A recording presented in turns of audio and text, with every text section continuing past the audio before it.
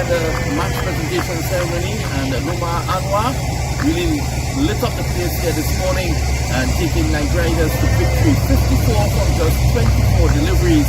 He is our man of the match. Thank you.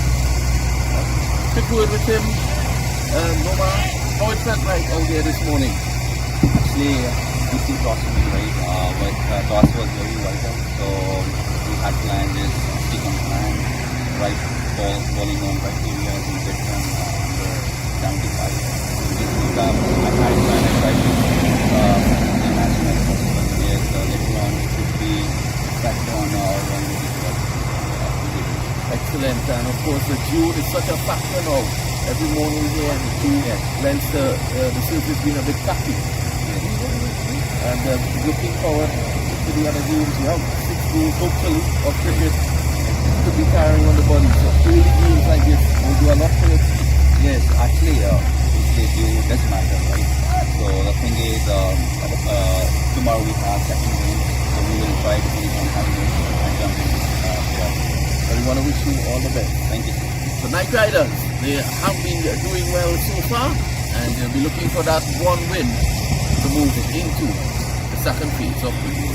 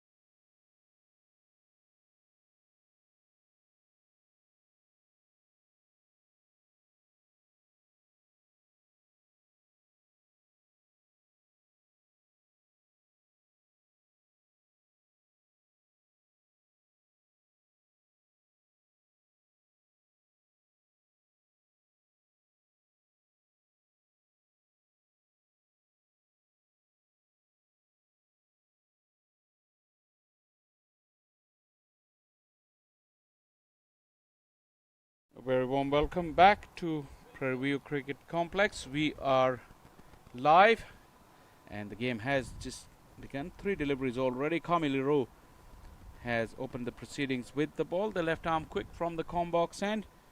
You haven't missed much. Just the 1 run on the board. That through courtesy Tanaf. Abhinav will take strike now. Sun is really baked down and the pitch looks quite dry as opposed to pretty damp in the morning. Hope to see better carry and better stroke play on this pitch throughout this afternoon.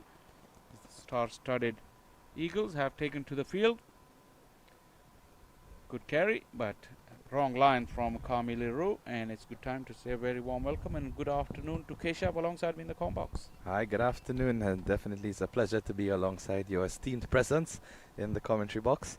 Looking forward to this encounter between the Raiders Demons and the Clarion Eagles. And as you rightfully said, we would like to see better carry and allow the players to play through the line of the ball in the second game. There's evidence of that, although it wasn't a full-blooded drive, but still went through with the line. It came onto the bat nicely. Yeah, well, that's one of the main benefits of the sun beating down right now. You know that we had a lot of intense morning dew on the field as well as just around in the atmosphere, and thankfully at this stage of the day, players are out there and ready to go. The conditions reaching close to ideal for a game of cricket. That's why the Raiders, when they won the toss, very little hesitation to bat. This is well done, great work. Just behind square. Already Camille resorting to those cutters that we've seen in use so often on these pitches in this Atlanta Open so far. Yeah, well, I think because of the nature of the pitches, we have seen the fast bowlers bowl at least 2 cutters per over, depending on where they are bowling in the innings. But first over, we have already seen it introduced.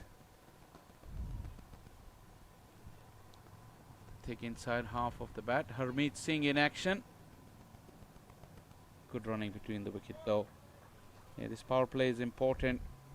If you look at the both the sides, Keshav, there's a huge difference in class between the 2 sides, but it's a game of cricket. Once you're on the pitch, it starts even for everyone. Come back, ask your opinion after that. First over has been done. 4 for none for Raiders.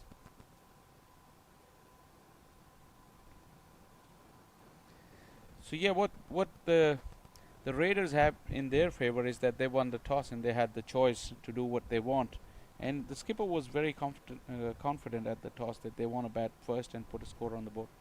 Yeah, well, I think as you rightfully said, cricket is played on the field itself, and no matter the names on the team list and the different reputations and statures of the players, it's all out on the field itself.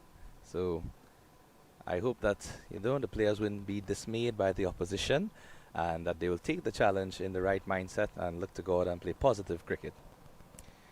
Gerhard Erasmus will take up the attack from the far end. Very, very good cricketer. Captain of Namibian international cricket team.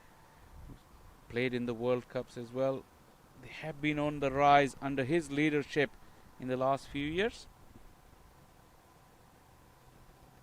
Starts off with a slip in place.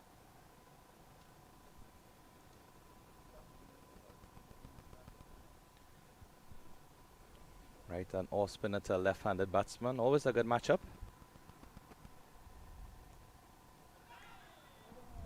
Plenty of turn and bounce there for Erasmus. I think that's the ideal start he would have wanted. Perfect delivery to get his spell going.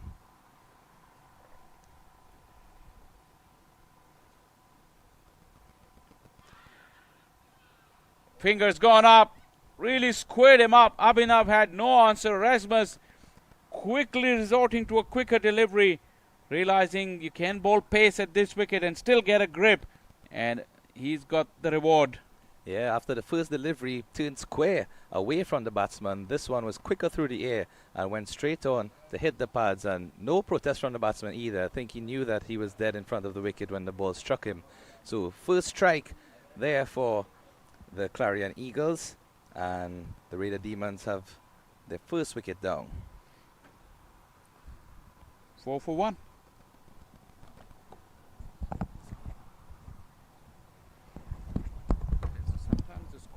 so fast. They removed the dismissed play like before he's walked.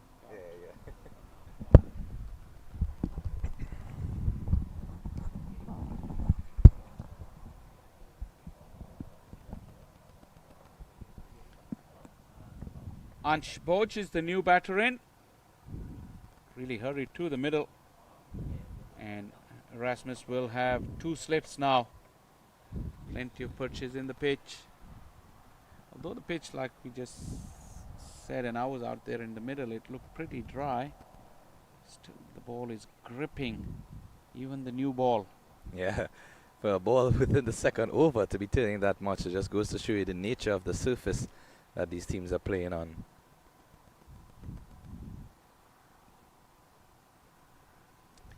Starts off with the teaser, just throwing it up a little bit away from the arc. More turn. Interesting to see if he resorts to the quicker delivery again now. Using all of his variety on display is Erasmus. Goes past the outside edge. But the difference from the morning is that look at where the wicketkeeper took that ball. Yeah, some more consistency with the bonks.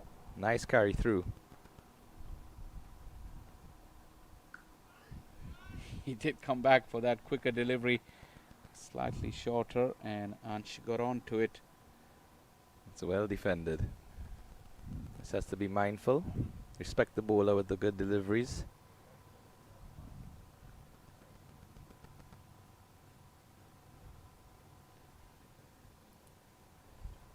Another big turner. A wicket maiden for Erasmus. The Raiders, 4 for 1 after 2.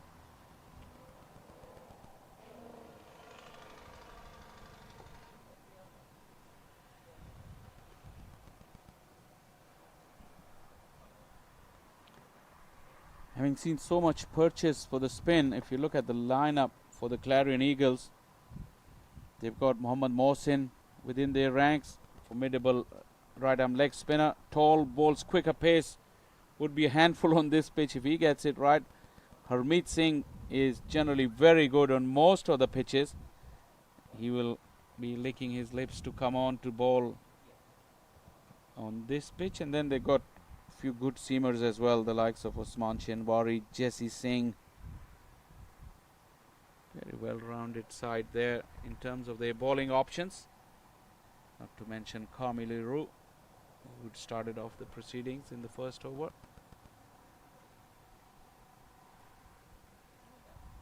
A cutter again, rolling his fingers over the seam and getting plenty of purchase. Starting is over with a cutter. And already you can see that spin is going to be a major factor. Even with the seamers, taking pace off the ball is a very important aspect of this game when you're playing on surfaces such as these.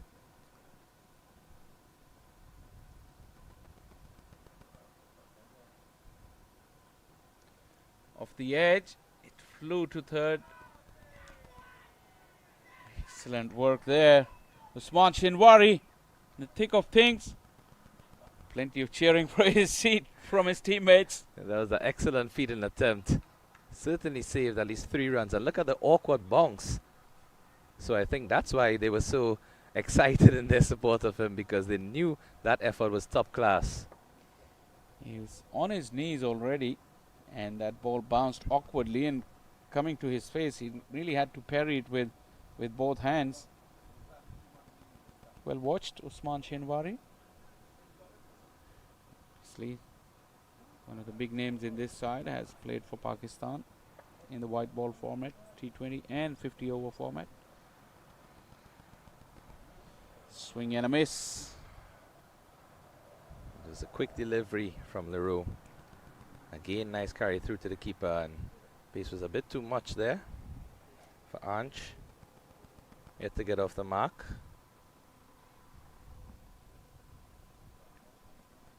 Yeah, 5 deliveries for Ansh.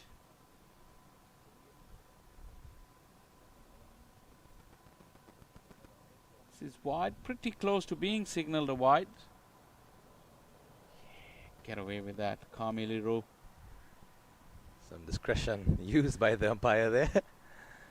Definitely giving the bowler the benefit of the doubt on that occasion. And we know in this modern version of T20, many bowlers try to stay right within that wide line, just out of the reach of the batsman. Fine margins there for bowlers. Wild return. But a quick run nonetheless for the Raiders, who really found life very, very difficult in these early exchanges. Yeah, they're definitely struggling to get off to a start. Just 6 for the loss of 1 wicket and 1 delivery left in the 3rd over. That said, the bowling has really been tight. Consistent line and length from both the pacer and the off spin at the start. Soft hands, chance. Oh, I think it's Dilpreet Singh closing in from that backward point area. Must have been very close if he had had a direct hit. 3 overs gone. The Raiders struggling, 7 for 1. Will we ever get a side on replay?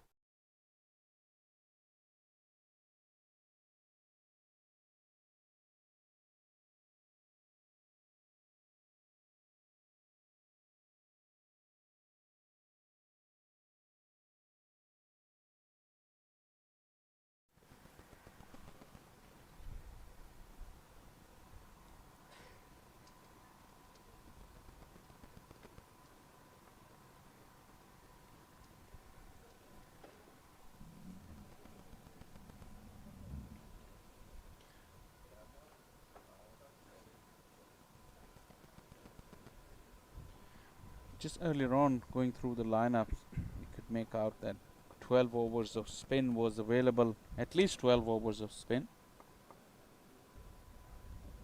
2 overs have been bowled by Kamili Roo,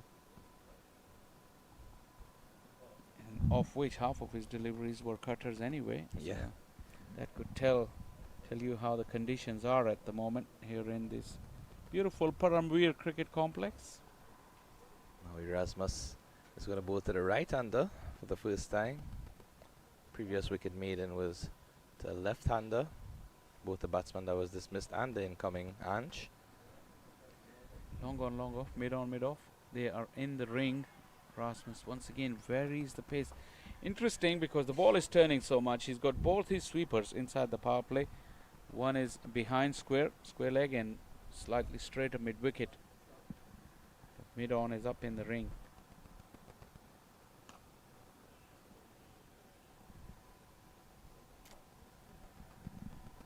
Yeah, different proposition bowling to a right-hander for an off spinner. Definitely, and I like the angle he's taking from around the wicket, because with that angle he can mix deliveries in terms of the ball turning into the right-hander as well as the ball in the straighter one to go across him. Yeah, it's a good old fashion of bowling off spin to right-handers, was to create that angle. Generally in Pakistan, where I grew up in cricketing circles, they use the slang to create that L angle away and then straighten it from that angle. But yeah, bowling to the left-hander, it's really, Christmas has come early for Erasmus on this trough. Yeah, he's licking his lips at this opportunity, looking for another wicket, most certainly with the left-hander at the crease. Bowled him.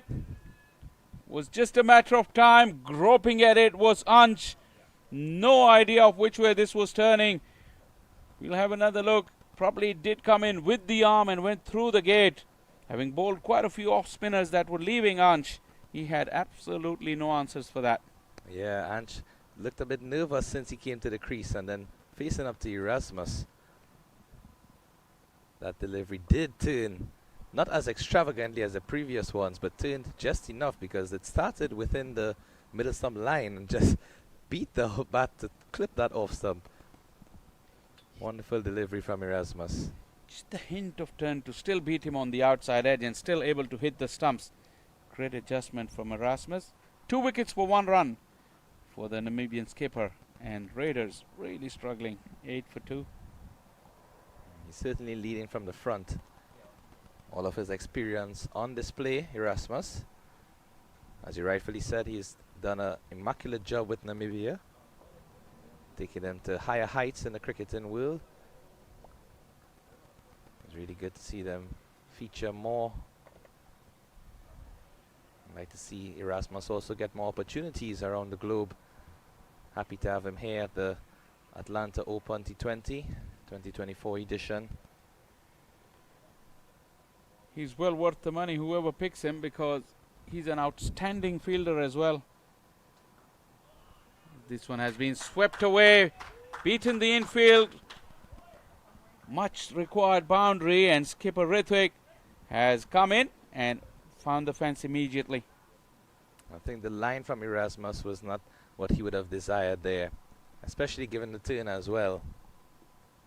He would have probably wanted to start that one outside of off stump and let it turn in rather than on the line of the middle and leg and then turn away. So, comfortable shot. Good bit of fielding from Vinod Momchan to retrieve that ball. Man of multiple talents. Yeah, he's very humble. He won't admit it, but yeah, he is. Yeah, talking about Erasmus, the other Namibian that is around the circuit quite often is David Wiese, who's played in English County Championship, PSL, and multiple leagues around the world. Erasmus' over has come to an end. 4 done. The rate is 12 for 2. And as you mentioned, David Wiese also part of that St. Lucia Kings franchise that just won the CPL 2024. So, someone of his experience, you know, would definitely be instrumental for Namibia. And I'm sure Erasmus would look up to him and seek his advice and all of the knowledge that he has to offer in developing that country's team. Yeah, that's the beauty of franchise cricket around the world. It's opened up opportunities for so many associate countries as well. If you're good, you get noticed. These scouts all around, they watch pretty much every broadcast. I'm pretty sure a few are watching this broadcast as well. And they will pick up on the outstanding players from this tournament as well, for leagues happening around the world. Usman Shinwari has been there and has seen it all. He's really touched at the top level. Was once a regular with Pakistan team. Obviously, with so much competition amongst the fast bowlers, he's fallen off the packing order. Still pretty fit and keen from the com box, and will take up the proceedings.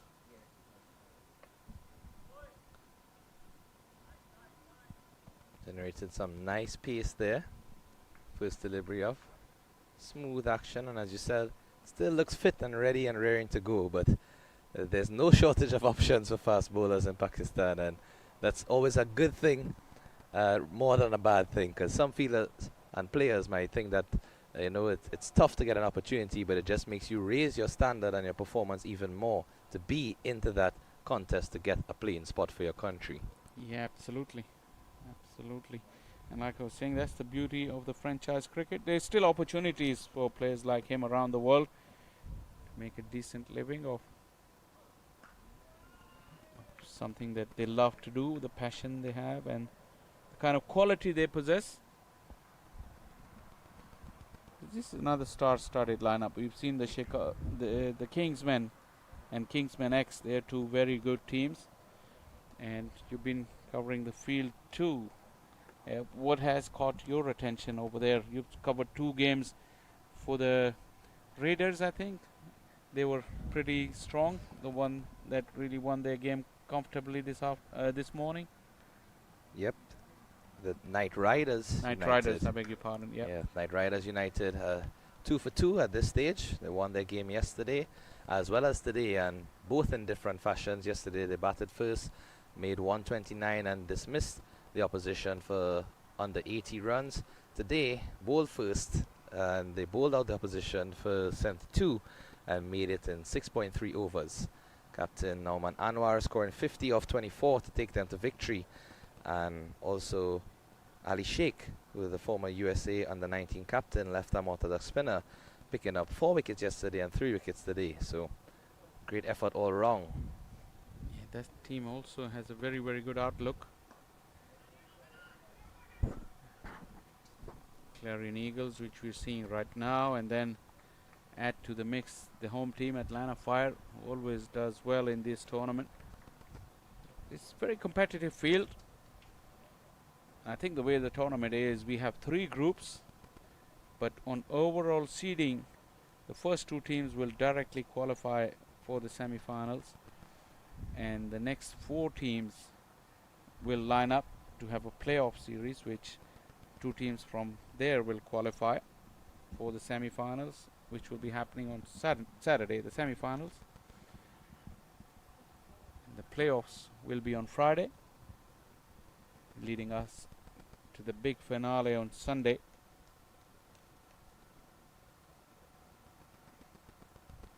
Yeah, all of these teams looking to play their best cricket, of course competing for that grand prize of 100,000 US dollars.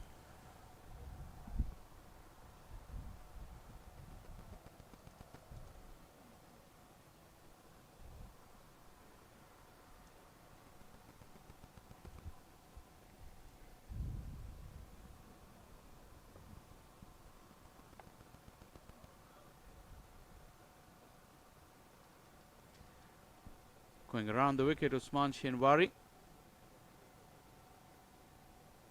Change of angle into the right-hander.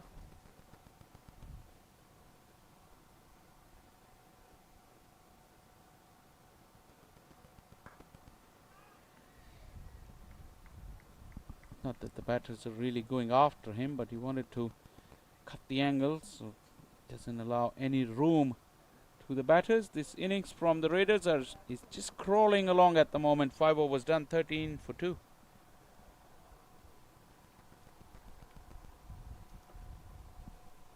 Given what we've seen thus far, a run rate of just 2.6, projected score at this stage would not be a figure that the Raiders would want to achieve, but I'm sure they're just taking it in stride, respecting the bowling, trying to get their eyes in, and then build some momentum going into the innings, try and get a competitive score. Based on your thoughts of this pitch, what do you think is a good score for them to set first up, especially playing against a team of the Clarion Eagles' strength? The way the pitch is playing, if you're able to execute your plans with the ball, especially in terms of your spin bowling options, 120 I think would be a very, very competitive score. Yesterday we saw the much fancied Kingsmen. They were just chasing 112 and they were taken deep into the innings. Last over they required 7. For some strange reason, a new bowler was introduced into the final over, and Naushad, who previously bowled 3 overs for 9 runs, he was taken out of the attack, and the Kingsmen got over the line. Doesn't take much for Harmeet to get into the act.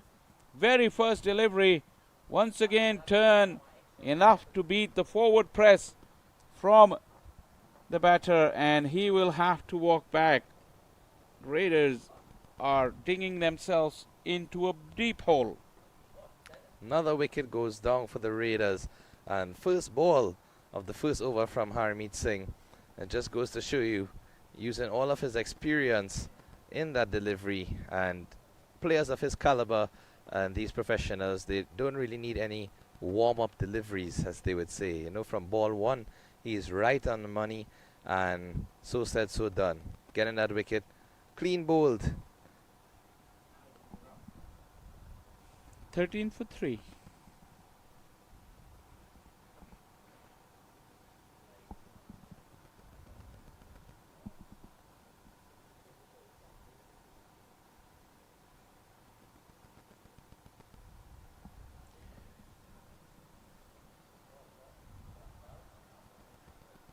Rahman Dar, the new batter in,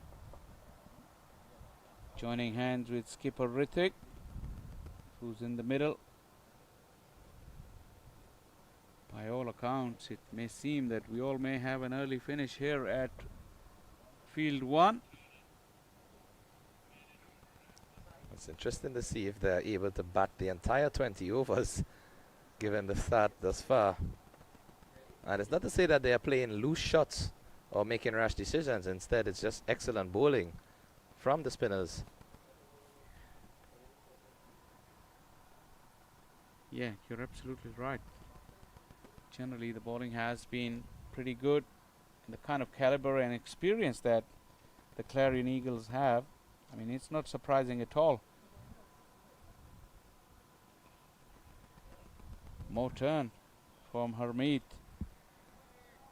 What do you think about the angle that he's using to the left-hander? Through and around the wicket.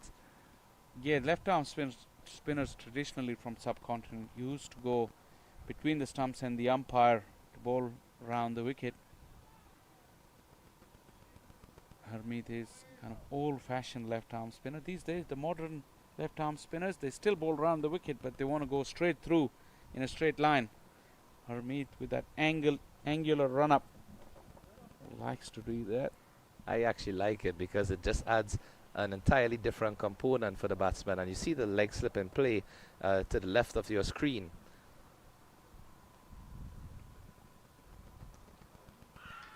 This is turning big.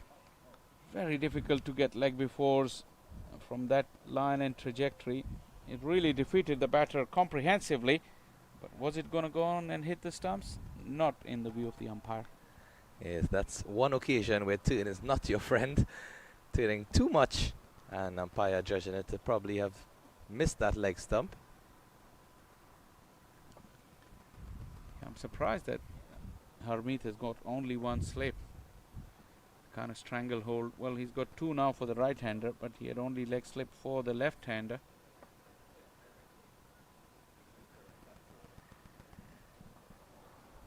Yeah, if you can't play the conventional way, try something else. This is what Hrithik was trying. Unfortunately, got it quite well, but straight to the fielder. Brave shot indeed, especially in the circumstances. Has to be confident with those strokes. Stuck in the pitch again, but Hrithik Behra was just giving himself room. Probably he's thinking, he's the skipper. He's thinking to come up with some sort of method. Interesting hat there from Jesse Singh.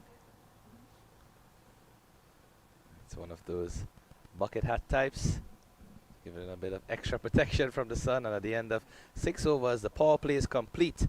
The Raiders Demons 15 for the loss of 3 wickets.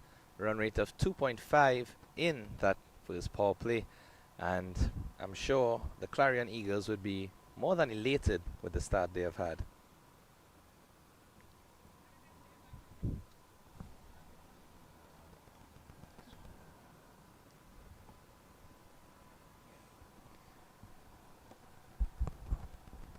Well, T20 cricket, generally, you see the batters ruling the roost and the bowlers are at the receiving end. Here at the Paramveer Sports Complex in this 4th edition of Atlanta Open T20. On day 2, bowlers have got their hands full, seeing plenty of success. 3 fields being used here, and some of the scores. St. Louis Americans are 34 for 5 on field 3. They opened up here on field 1 yesterday morning, got bundled out for 44, so yet another batting collapse for them. Carolina Smashers against Atlanta Fire, probably doing the best of all 3 teams that are batting first right now, 27 for 3 after 6 overs. And here the Demons,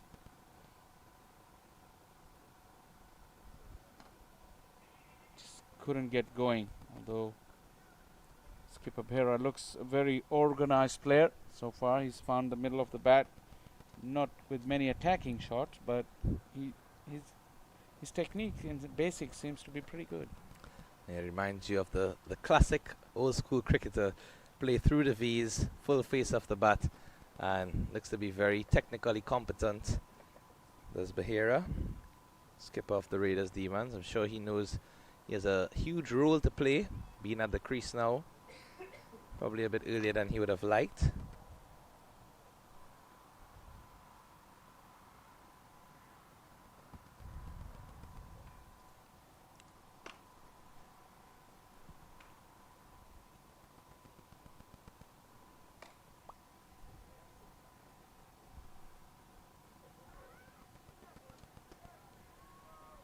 Off the thigh pad, I think. Just single. Yeah, good eyes. Umpire now signaling that leg by.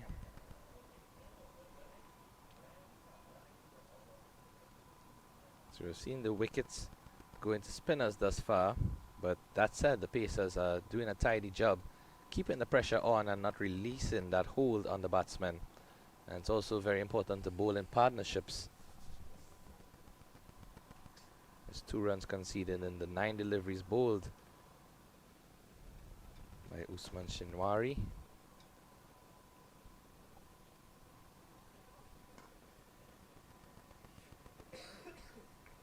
Again another that delivery, so pressure continues to build here for the Raiders Demons.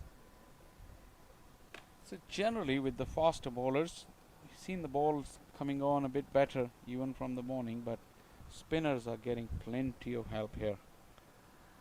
And especially in the T20 format where batsmen want to be aggressive and they want to play through the line of the ball, that's a very tough challenge.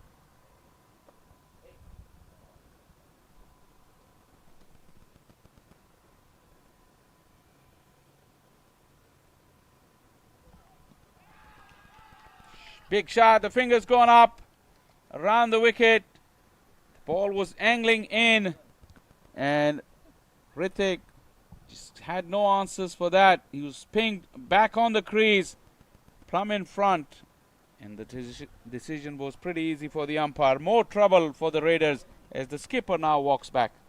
Yeah, we were just saying that he knows he has a huge role to play, so you can see the disappointment in that dismissal. Just taking a bit of time before he walks off the field, probably replaying the shot in his mind and rehearsing what should have been done instead. But good delivery from Shinwari, beating for pace more than likely as that ball nipped back in and hit him plumb on the pads in front of the line of the stumps.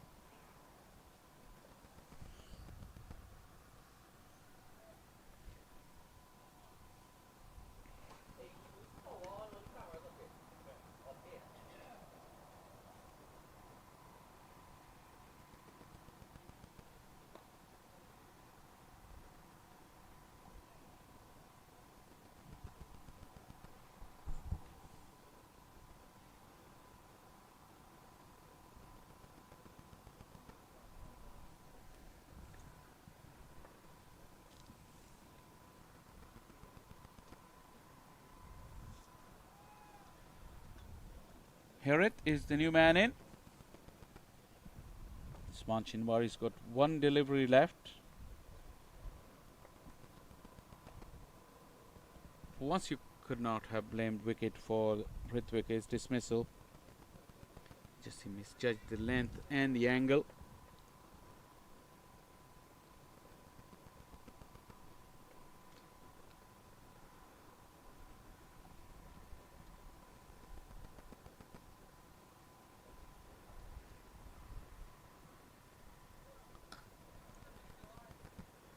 Nicely played for his first run, Harrit.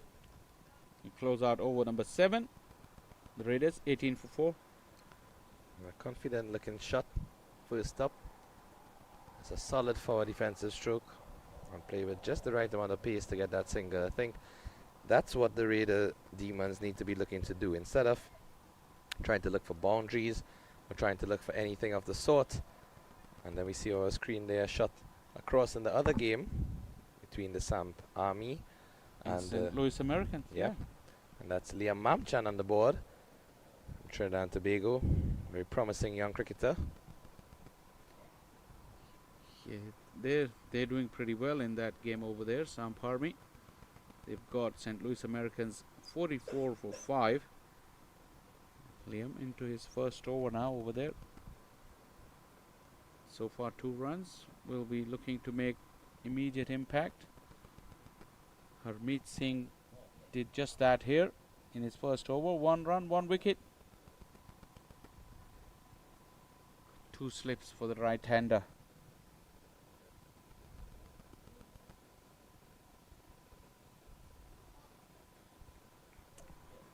How do you play that, Keshav? I'm trying to figure out myself. There's really not much you can do. Not much wrong with the shot that he offered as well. He's ultra critical. He's committed too soon. Just lunged and then waited for the ball to hit. There you go. This one he couldn't do much because it was full of length and onto the blind alley, just coming over his left shoulder. There you go, the line, the drift and the turn. How many more catchers can you have, Harmeet? It's gone straight up, but it will land safely. And that's the irony, isn't it? All of those catches close to the bat, and the ball does go into the air, but into a vacant part of the field. I feel there was that 3/4 way to the boundary, backward square. It's Camille Rowe in your picture. Now with the left-hander on strike, he's still staying at that deep point area. And the finger's gone up. Angle that Harmeet was offering. And Raymond Dar doesn't like it, but he will have to depart. The smile, the ever-present smile on the face of Harmeet Singh. He does play his cricket with a smile on his face. I think he's signaling that he was struck around his stomach area, but when you saw the replay, he went very low, and not the tallest of players either. So essentially, that ball could have very well hit him directly in line with the stumps, and he was adjudged LBW by the umpire. Take a look there. Yeah, he was down on one knee, and although it hit him around the thigh area, but this wasn't going over. And it was not the big turner, it was the slider from Harmeet. Good decision from the umpire. Raymond Dar will have to depart, and he has now half the side is back in the hut. 19 for 5.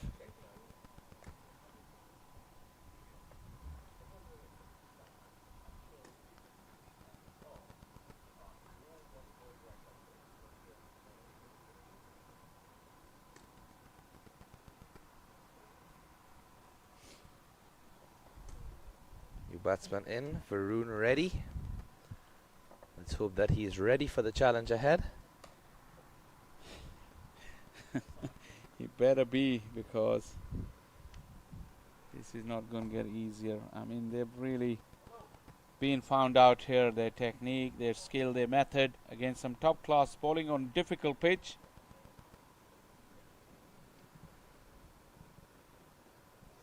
Oh, how did it miss it? Went past the outside edge and it went past the off stump. Just missed by a whisker. Perfect delivery from a left-arm orthodox to a right-hander. A bit of flight, pitch it in the right area, and turning squarely away from the bat. He started it way outside the leg stump and still missed the whole set of stumps. It really turned square. All of the tricks on display here from Harmeet Singh. 8 overs gone, 19 for the loss of 5. And Harmeet Singh thus far with figures of 2 for 2 from 2. And even the batsman, you can see, he just walked away as in to say, what can I do better? Yeah, that's the clear resignation of the fact that I cannot do anything about it. I'm just lucky that it didn't hit the stumps. Well, there's a certain old test match happening in Multan where the bowlers have been put to sword by both teams, and take this trip over there, even if it's for the last 2 days. Just to make it interesting. Absolutely. That test match certainly seems to be a pitch where it's a batsman's paradise. After the first innings total that Pakistan posted, we were wondering if they could have made any early inroads into that English batting lineup, but Joe Root, with class as always, now reaching to be the leading run scorer for England in Test cricket. Really a remarkable cricketer is Joe Root. Mohsin starts with a googly and rocks the stumps back. Well, with his pace and his trajectory, he could be a handful on this pitch.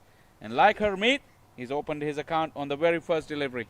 Well, even before he came into the attack, I know that you mentioned his capabilities with the ball, and I'm just wondering what's going through the minds of the Raiders demons, because the bowling lineup is clearly very potent, and based on how this pitch is turning, again, look at that delivery. A leg spinner bowling a googly first up, is just playing with the minds of the batsman and beaten. Clean bowl there. 19 for 6. We need to go to the record books and ask Vinod Mamchan, what's the lowest score of a T20 game, a recorded T20 game? 19 for 6 here, Raiders, and it looks like they don't know where the next run is coming from. I mean, absolute stranglehold. And the bowling options are getting better and better. First it was Erasmus in terms of spin bowling, then it was Harmeet, and now it's Mohsin.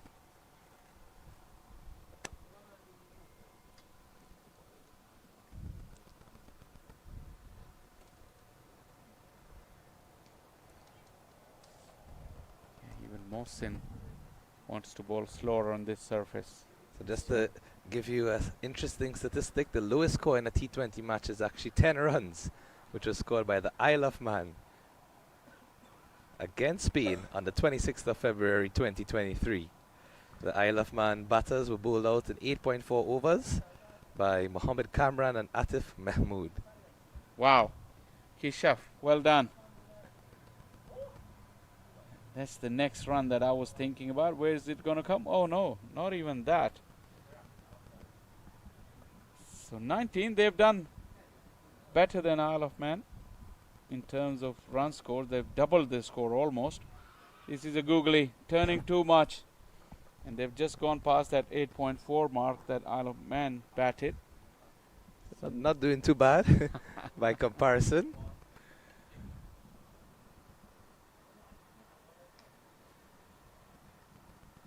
Yeah, they don't even want to score the run that is on offer. Mohsin starts off with a wicket maiden. 9 gone, 19 for 6.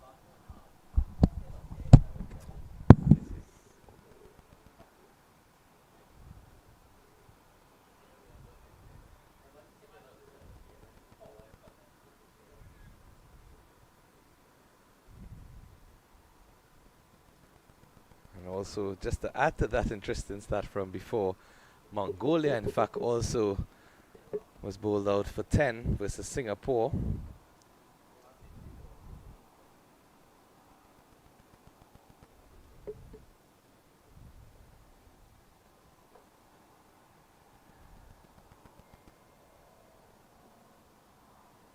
Then we look to the most recent T20 World Cup, which was held in the Caribbean as well as the USA. And Uganda was bowled out for 39 against the West Indies. So let's see if the Raiders demons can pass that international lowest score. The way they're going, 39 seems a long, long way to go. It really does.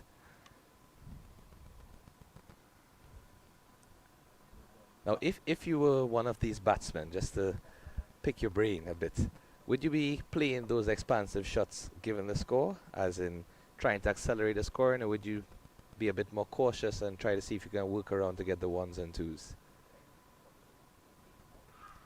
Pitched outside, way outside. For it to hit the stumps, it has to pitch outside, the kind of turn that's there. A good question, I think. Sometimes you've seen that the batters have been lunging too far forward on length deliveries. If they are able to pick the length, they can stay back and allow themselves to play it late, just like that. And on other occasions, if they see the ball is floated, just come out of your crease. Don't go for the big one if you can't get to the pitch, but at least tell the bowler that you're doing something different. Make them pull their lengths back.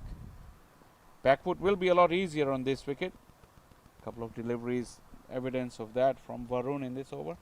Yeah, I'm glad you mentioned that, because we haven't really seen any of the batters use their feet to get to the pitch of the ball. Instead, some have been meditating with that forward defensive and being comprehensively beaten. And the 3 shots that we have just seen there from Reddy shows a bit more confidence in terms of on the back foot. Yes, it's a dangerous game, because if he misses and he gets hit plumb and the pitch is in line, well, then he's got to go. Just has to keep his eye on the ball at all times. You go much more comfortable though on the back foot. The real threat is not zip off the pitch, is the turn and bounce, and if it does slow the ball a little bit. Harmeet's over has come and gone. At the halfway stage, the Raiders 19 for 6.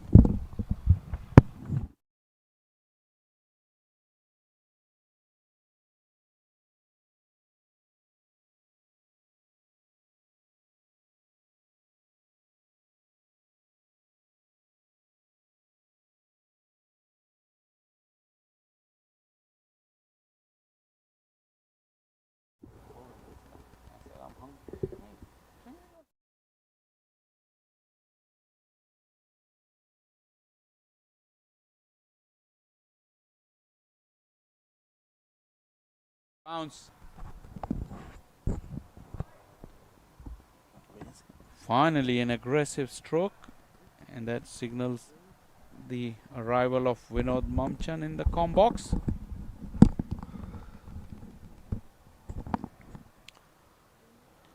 At one stage you really felt there might have been a chance of a collision. Common sense prevailed in Yeah, the I end. think that is what probably stopped the long on fielder from on rushing. I thought he was a bit skeptical in the moving forward. Oh, that's a lovely shot through the offside. Not the quickest of outfield, and nice generous covering of grass. Able to go back for 2. Dilpreet Singh with a very colourful red hat covered the ground very nicely. Yep.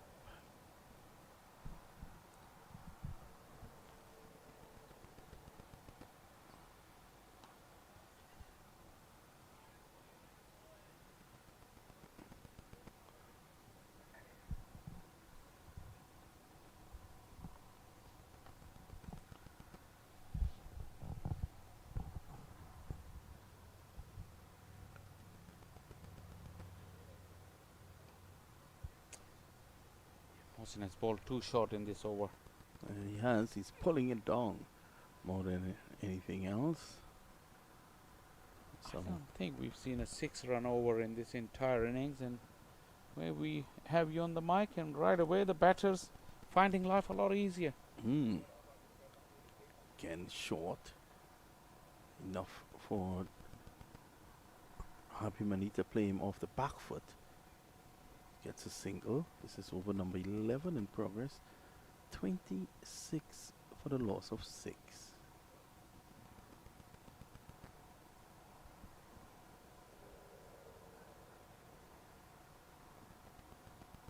Much better. Much better the length there. And Mohammed has bowled 2 overs, 1 for 7. He'll be very happy with his work. And right now the Raiders Demons team, they're really struggling. 26 for 6.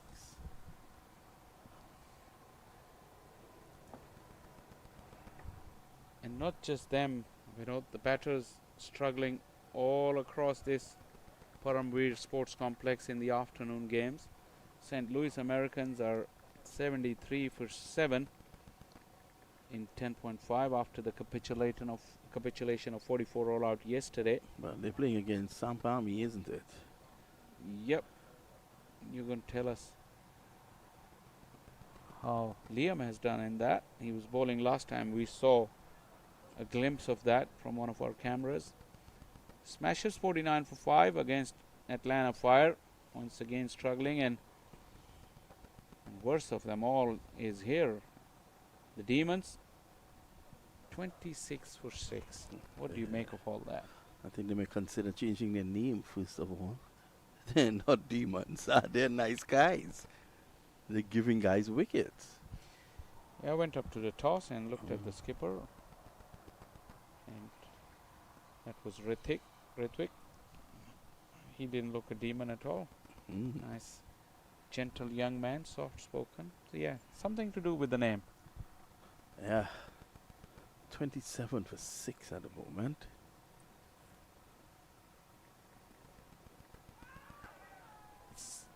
Mukhtar into the bowling crease. Any spinner would do on this pitch. Almost got the reward. A leg break, turning away off the inside edge. Could have gone on to hit the stumps.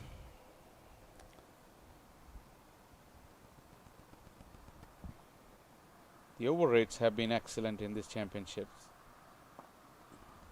because Well, you're asking, as this is driven away, you're asking if what was the lowest score recorded in a T20 match. Mongolia holds the record for posting the lowest total in the history of T20, managing only, listen to this, 10 against Singapore. Isle of Man marked the second lowest team score when they made scored 10 as well. against Spain. Wow. Never heard the prowess of mighty Spain in cricket. They're good at soccer, I know that. Well, they have a world record. Pakistan scores 556 against England in the first test. We need to take this trip over there to Multan. I tell you, the test match will be over tomorrow on the fourth day. And England are 471 for 3 in response. Yeah, there's nothing happening on that pitch. That's gully cricket. They're batting on a road. Well, I'll see you tomorrow or the day after when Pakistan bats second time around. Can make 1,000. You well remember Sri Lanka were on their way to 1,000 runs against India. Yeah, I do. Old Sanat Jayasuriya was ruling the roost. Here after 12 is 31 for 6.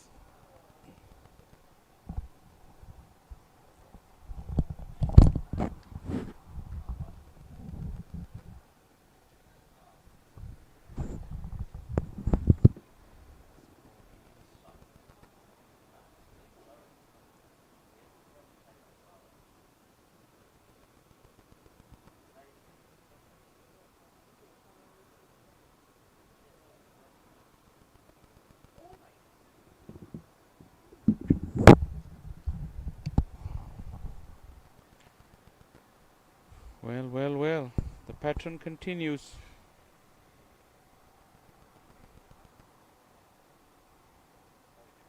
It's gone off the edge and taken at slip. Mohsin grabs another wicket. 7 down. Abhinay, the latest casualty.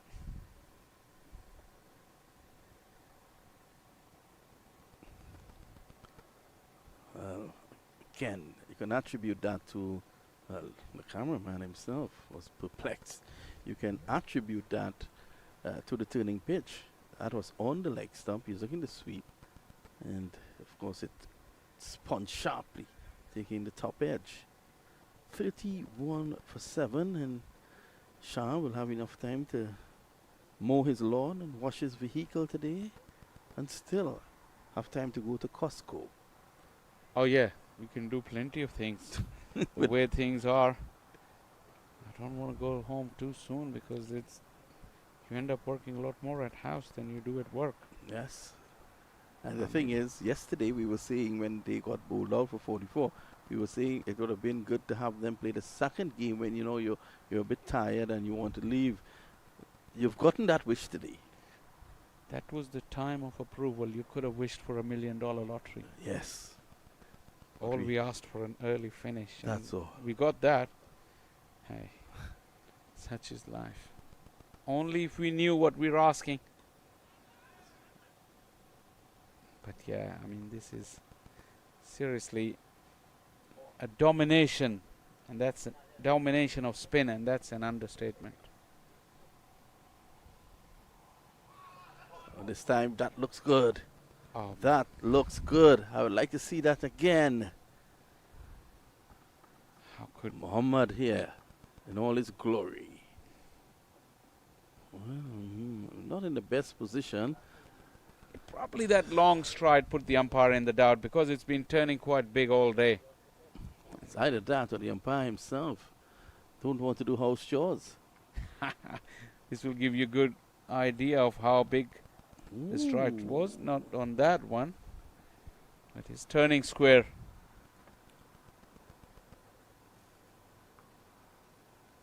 Short backlip, survival mode. And that's all the batters can do at the moment against Mohammad Mohsin. Mohammad Mohsin 2 for 7. 3 overs. He has 1 to go.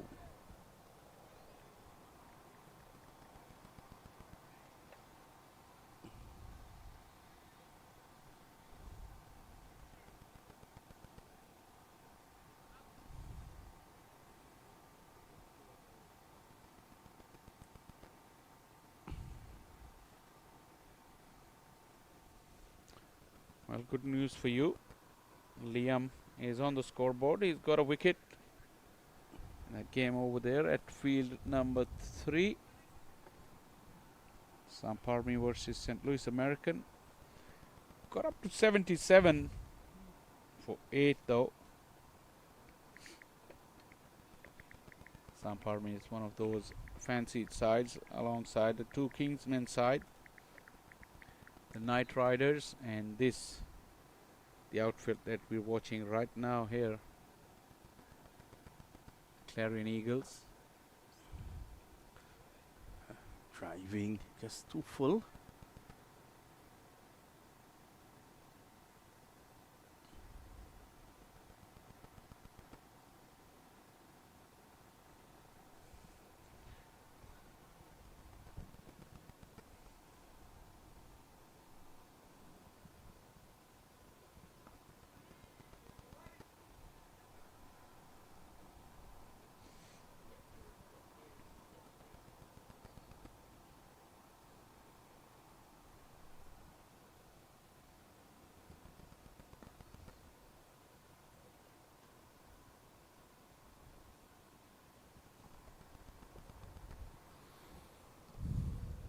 Mohsin has got 1 over left. Harmeet has also not bowled his full quarter just yet. Mukhtar is into his 2nd over. Harmeet has bowled 3. Rasmus has bowled 2. It's nicely played. Pierce the infield.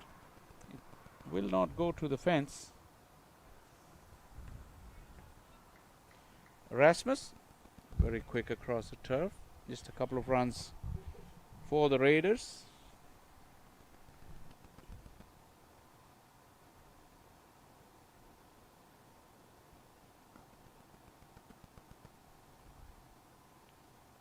Second full toss of the over from Mukhtar. 14 gone, 36 for 7.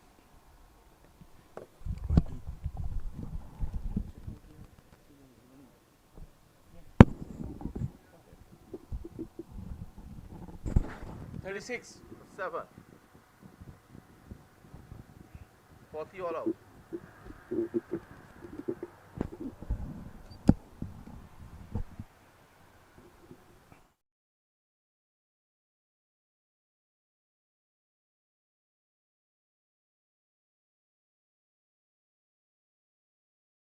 Six for the loss of 7. The Tango sponsors again. First option mortgage, Great Care Family Dentistry.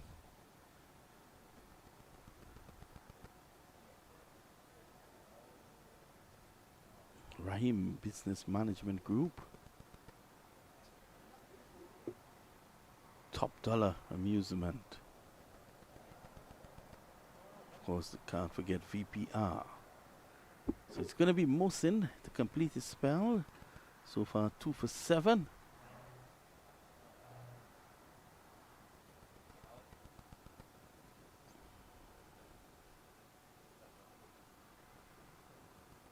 Short. But again, not staying the line. Cutting across the right hander. So he couldn't access the onside. Was pretty quick as well. Sammy's back punching just wide of the fielder there, posted at a shortish mid wicket.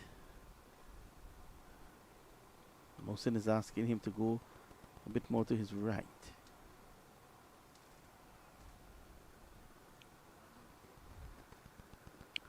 .57 for 7 has been a sorry display here by the Demons.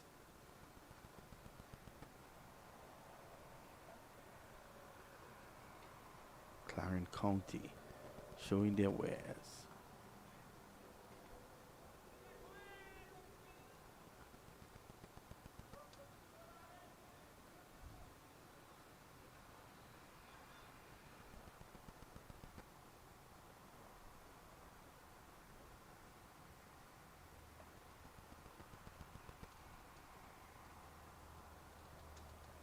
again. Massive turn. Doing well now to pitch in basically the same line and bring it back in. Mohsin. See if he can produce the wrong on. And he does and bowls him! Brilliant bowling there by Mohsin. He set him up. Hitting him a big leg spinner, followed by the next delivery on the same line, a bit fuller. And it was the wrong. Let's have a look at that again. Beautiful. Absolutely beautiful bowling here by Mohsin Muhammad. And it shows he's a thinking bowler. 3 for 9.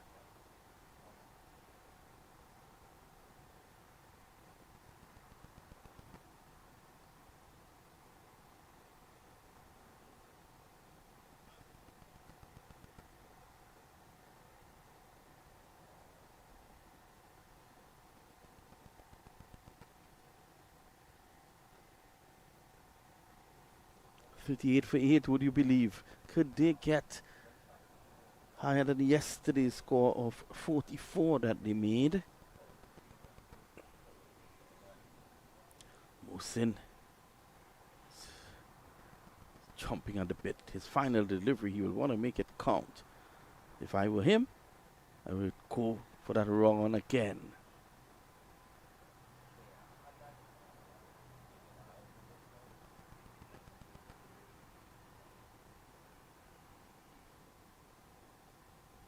He is. And that he does. Hitting high on the tie pad. Excellent spell of bowling there by Mohammad Mohsin. 3 for 9 of his 4 overs. At the end of 15, the score is 38 for the loss of 8.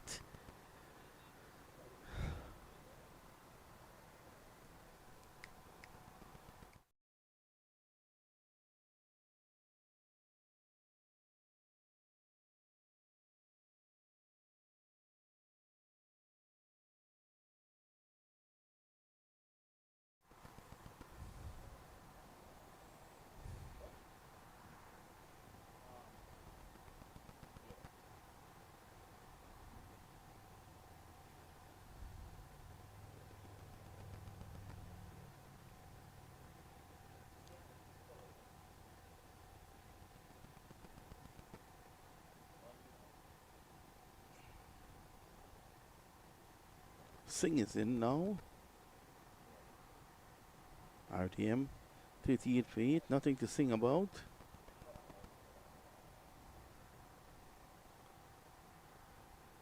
Oh, a beauty. A beauty there by Singh.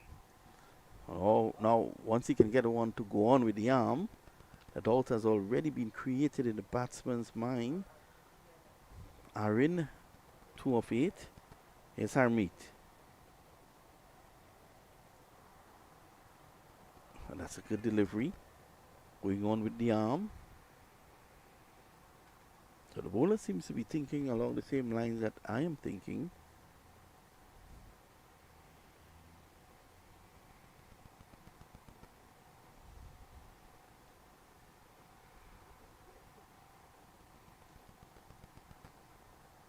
Oh, beauty. The only thing that is helping the batsmen, if there's anything at all helping them, the fact that there's slow turn, the turn is slow, so they can still probably look to negotiate. If it is slow as it is, they can afford to play as late as possible. Struck on the pad, probably outside the line of the leg stump.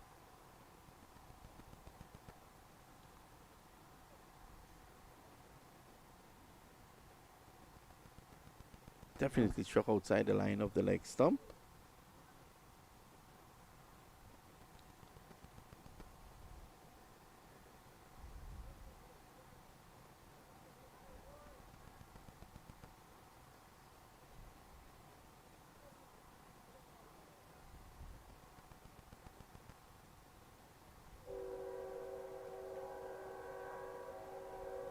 End of the over. At the end of it, it's 38 for 8. 4 to go.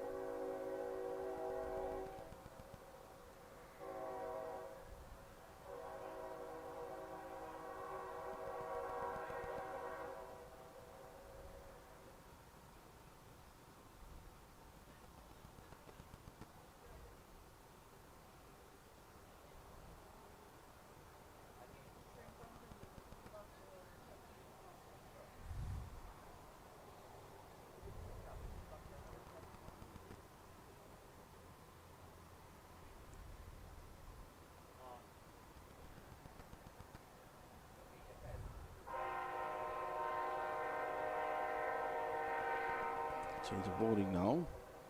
More leg spin. And this is hoiked away. A beautiful shot for 6. But that was against the run of play.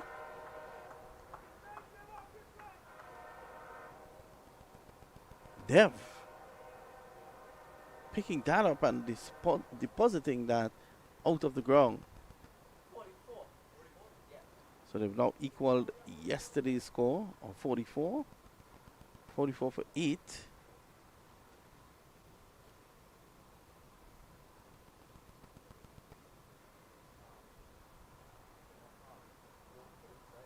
Mukhtara, who conceded just 10 runs of his first 2 overs, now has 16. He said his third. First delivery struck for 6.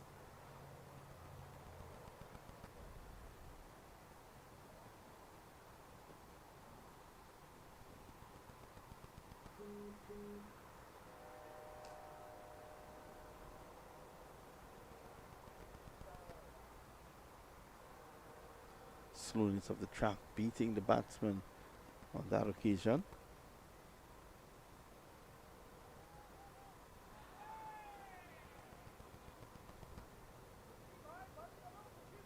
Over number 17 in progress.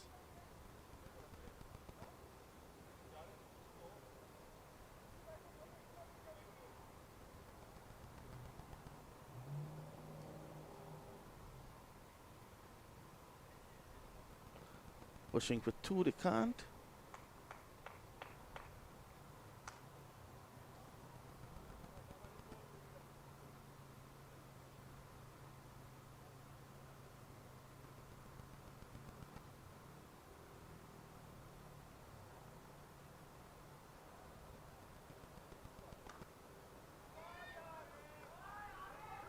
Well, runs coming here. A late burst, so to speak. Mukhtara giving away 10 runs in this over. Aaron getting into the game now.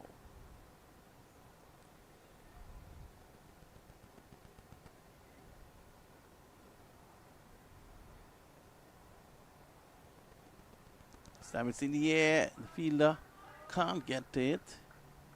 Wasn't a pretty shot.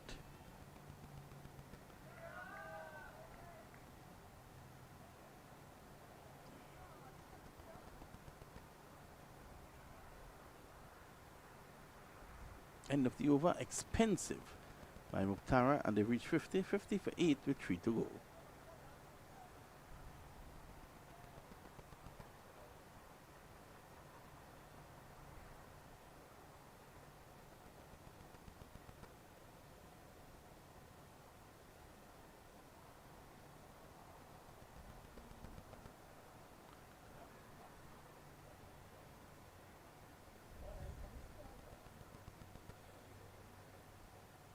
See who will continue. Former international umpire there, Peter Nero,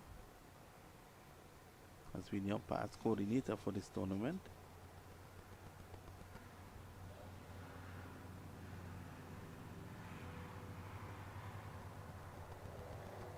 Short delivery, takes the bottom edge, and he goes on to the stumps.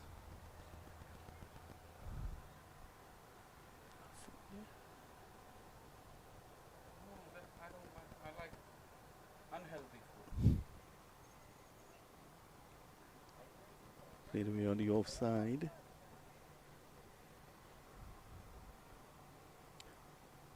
$50 for 8. Quicker delivery. Tapped away. Chance for a run out. Not out.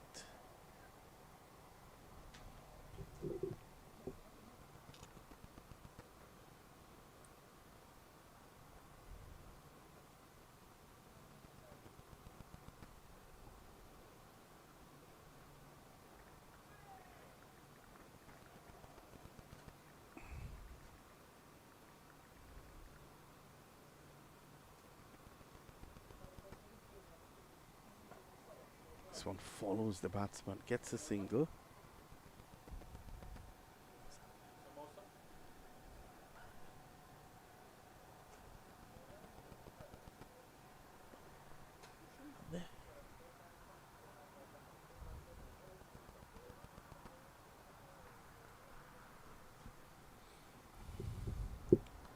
Cut away.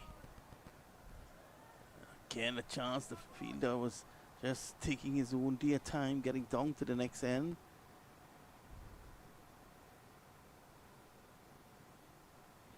And that brings over number 18 to an end. 53 for 8. I remember 53, the West Indies were bowled out for 53 against Pakistan at Faisalabad. 1987-88 tour. 86.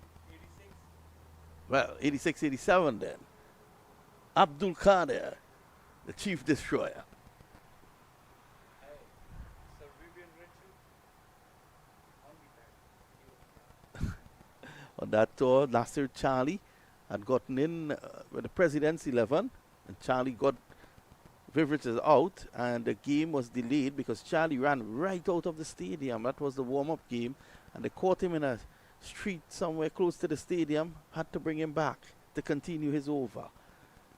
Charlie will tell you that up until today, he ended up playing for the USA after, and that's a prize scalp, and why not? Nasir Javid played a lot of cricket in Australia as well. This time this is punched. And they should be going back for 2. So some runs coming. It seems the openers are now out there. As the runs are flowing. 9 to Aaron. Dev is on 8. In fact, Aaron has gone to double figures. Let's look at the presentation area. Cut away. More runs here. I think what Erasmus is doing wrong here is that he's trying to bowl too quickly. He's putting pace on the ball, and that defeats whatever assistance the pitch can give him. He has 2 for 8, so who's me to give him advice? This is his 3rd over, and it's a penultimate of the innings. So they've struggled, right or wrong. Oh, he's bowled him. Erasmus gets his 3rd. Dev playing and missing. They're going to hoik him away. That's 9. 56 for 9. Erasmus thought that the team was bowled out, but he had to give the umpire his cap again. He still has to continue though. There's an opportunity for him to get 4. This one he slowed up. The batsman was through the shot before the ball arrived.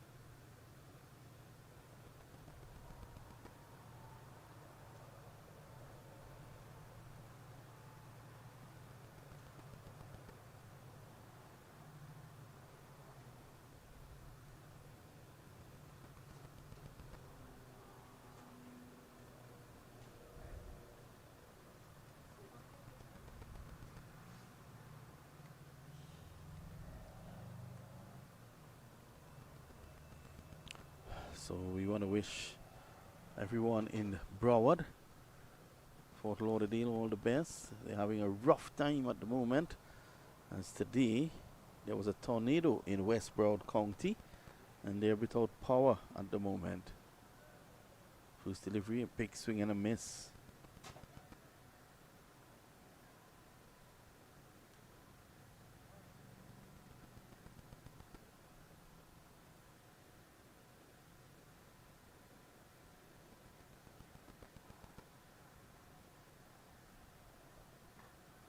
This is struck away powerfully. And that's a wonderful effort, but it goes for 6.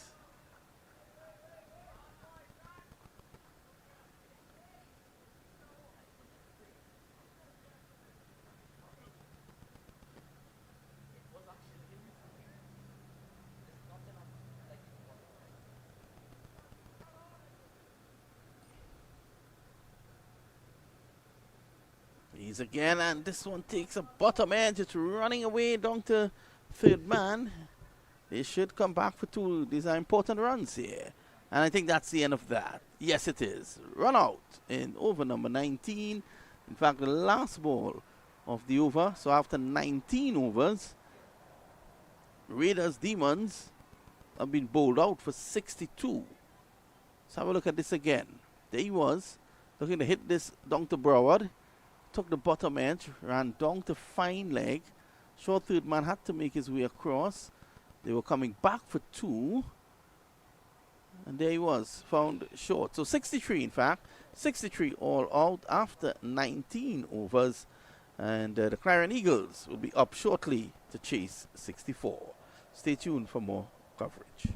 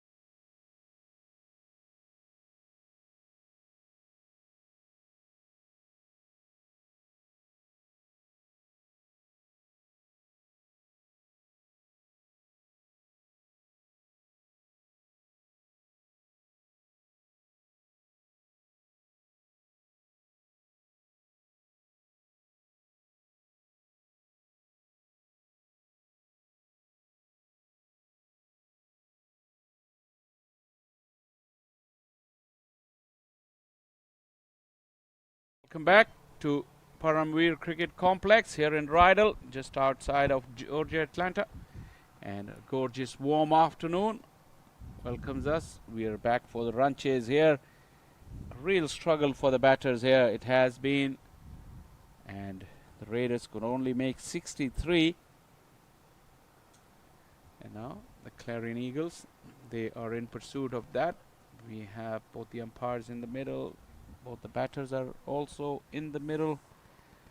And I think looking at the team on paper, the Clarion Eagles are far too strong. Even in terms of batting, I can see in the distance, Mukhtar Ahmed is looking to take strike. And alongside me in the comm box is once again Keshav. A very good afternoon, Keshav. Good afternoon to you as well, and thank you again for the opportunity to be in your esteemed presence as we go through the second innings.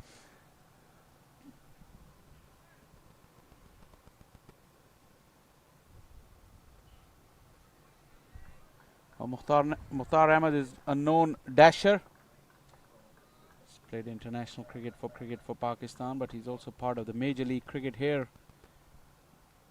in United States. And the way he's been playing lately, won't be surprised if we go hard from the get-go. Conditions are slightly different, but batters have found it easy when there has been pace on the ball. Are in from the far end. Bowled him! Very, very comprehensive. Look at the middle stump being knocked back. That was straight. And Areen has broken through. What a picturesque sight for any fast bowler. The second delivery of the innings, and he goes through the gate between bat and pad, and the middle stump is just rocked back. And what a wonderful sight indeed. I must say, excellent delivery from Areen, and that's the start that they wanted. Yeah, with the low score on the board, they definitely wanted a breakthrough, and that too in the form of Mukhtar Ahmed. If he had got in, he could have made really short work of this 63. But upbeat are now the Raiders. Gerhard Erasmus has made it to the middle now. Do we have a game on our hands here? Early wickets can really do wonders despite you getting a low score, and especially when we know that batting hasn't been easy. Exactly, and as the saying goes, once you have runs on the scoreboard, it's a total to defend. Cricket is a game of a lot of uncertainties. Erasmus wants the run. Well. Akarshit Gomal, the skipper, he wasn't game for it. There's a little mid-pitch argument going on at the moment. Trying to calm the nerves. This is what can do with the early wicket, you know. It just goes to show you that sort of start can really turn this game on its head, because if there was any sort of miscommunication there where both batters reached middle of the wicket, could have been a run out, and 2 wickets would have been down without any runs being scored on the board. So it just has to be calm and composed. Don't be phased by that early dismissal. Look at that go. Good areas. Gerhard Erasmus, being the experienced man, is prepared to give respect to the good delivery. Generally, we don't see shoulder arms in T20 cricket. He's generating some good pace as well. That delivery, you can hear the effort after he released the ball from Nadkarni. And nice carry through to the keeper, who in fact he's standing close to the edge of the 30-yard circle. So just goes to show you that he knows what the pace bowler is doing. He was able to take it at comfortable height as well, just around the waist, middle height. Encouraged by that. They've got a slip in place.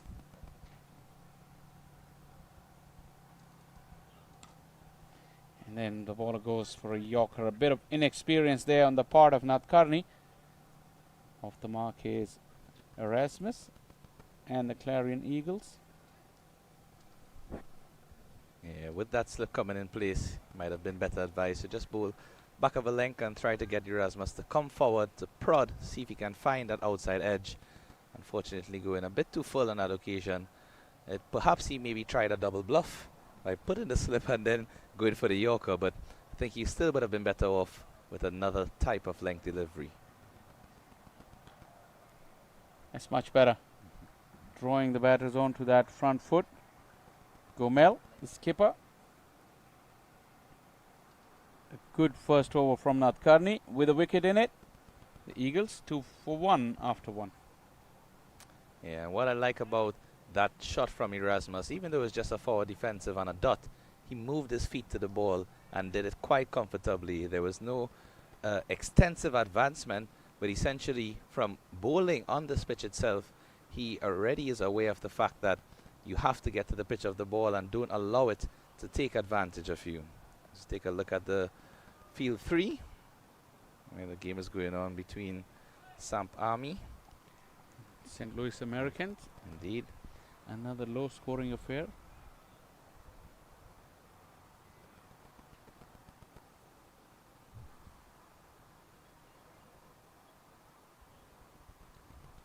Also across then field 2, the Carolina Smashers against the Atlanta Fire. Carolina Smashers were bowled out for 71. Atlanta Fire 26 for 1 in the second over. Boy, they're off to some start.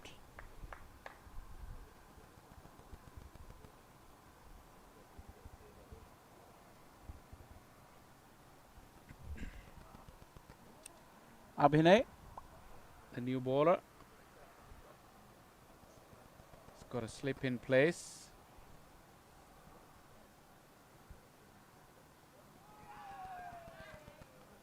I see a bit of a late appeal from the field at short mid-wicket, but no real interest from anyone else. Nice start from the youngster. Again, you see that huge amount of spin off of the surface.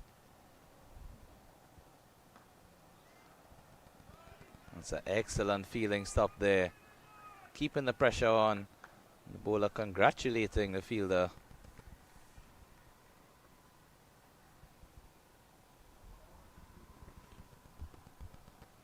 Winit placed at covers. Oh, that was short, but he went through the shot too early. Akarshit really had a couple of sighters. The length has been short there from Abhinay, but no pace on the wicket, and Akarshit clearly defeated by that. Then it does allow Abhinay to find the right areas. If you don't put pressure back on the bowlers as a batter when you have the opportunity, the bowlers will eventually get it right at this level because they're all very capable cricketers. It's just handling of the pressure makes things difficult. Again, at least the line was good. Length slightly short, but within the stumps. Bowling very well in this first over. Nice smooth action, delivery, and bowling to his feel as well. Run away off the edge, downhill, just a single.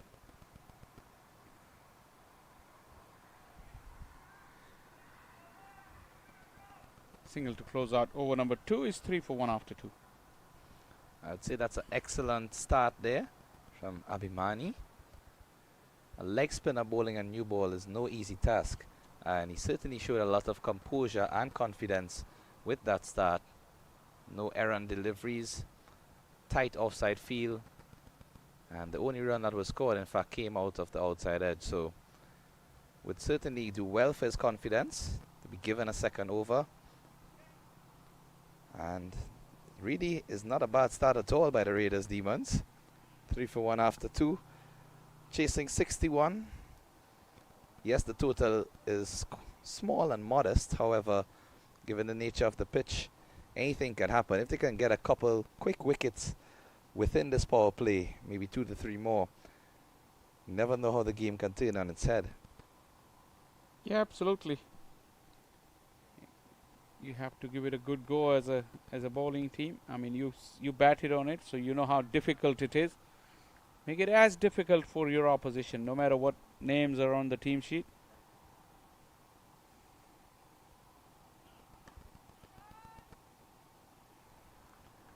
So as a former first-class cricketer for Pakistan and a man with a lot of experience in batting, how would you advise or approach this innings if you were in this situation, chasing this target?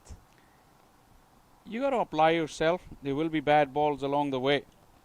And this is one wicket where you do not want to manufacture any strokes. Got to wait for the bad ball. And the bad balls on this pitch are the ones, especially against spin, if they're shorter of length. If it's full and the way it's turning, you're better off keeping them away. But then what you need to do to make sure to put the bad ball away, and it was a bad ball. Yeah, the right on cue, that example, because a full toss hit straight to the fielder, in fact, would just put some more pressure on the batsman instead of relieving the pressure and place it onto the fielder. So we know that cricket is a game where momentum is very important for either the batting side or the fielding side, and it can shift so easily and so quickly at times. Yeah, where the batter can make a mistake is now go overdue to correct the error that he made on the previous delivery. Once again, that was too straight. Couldn't pierce the field. They're looking very sharp, the Raiders, in the field. But yeah, these opportunities, when you miss them, the pressure keeps building on you. And you feel the need to do something out of the ordinary. And that's where the maturity and the experience comes in. Not to be fazed by a slow start, but fully aware that you have a lot of deliveries still remaining. We see an example of that rash shot there. It was short and it was there to be pulled, but I think he took his eyes off of it. He went through with the shot too early. Maybe trying to hit it too hard instead of timing it. Absolutely spot on. On this pitch, you know that the ball is not coming through, so you got to play it late. And in order to hit it so hard, it just went through with a shot. Probably you could call it another scoring opportunity, went a begging. Good run on that occasion. You feel the fielder was slightly on the heels. When he picked up the ball, he was in no shape to throw or put any power into that throw. That allowed the batters to complete the run. Yeah, and that's good batting in terms of getting a quick single and being able to rotate the strike. Fielder, as you rightfully said, didn't pick up the ball in the right manner to execute that throw at the stump, so batsman was safely home in the end.